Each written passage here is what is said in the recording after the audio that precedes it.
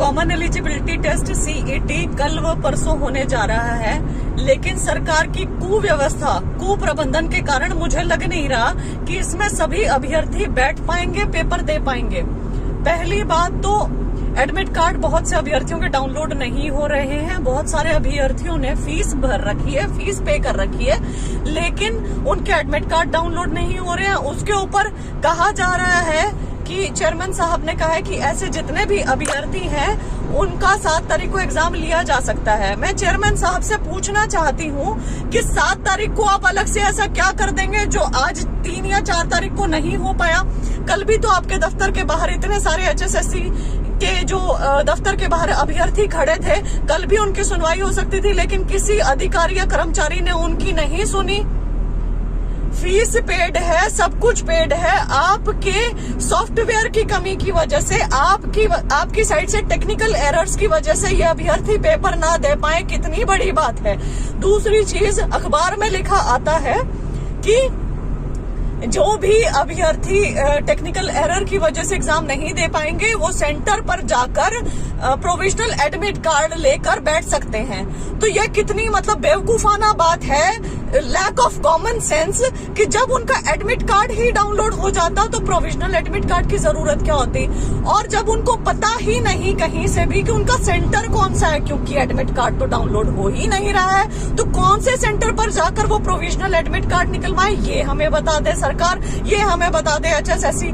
तीसरी चीज, जो परिवहन व्यवस्था है, ट्रांसपोर्ट फैसिलिटी, कहा जा रहा था कि बुक डिपो जाओ, ये बस डिपो जाओ और अपनी बस वो करवाओ, बुकिंग करवाओ, अपनी सीट की बुकिंग करवाओ। तो हिसार में आज इतना बुरा माहौल था, वहां पर जो बस की बुकिंग करवाने के लिए अभ्यर्थी गए थे, वहां कुप्रबंधन, कुव्यवस्था हो गई और वहां इतने सारे अभ्यर्थी पहुंच गए, कोई बस की बुकिंग नहीं हो पाई, लाठी चार्ज हुआ, वहां पर पुलिस बुलानी पड़ी और 2 जो कैंडिडेट्स हैं उनको चोटें आई हैं, ऐसा बताया गया है।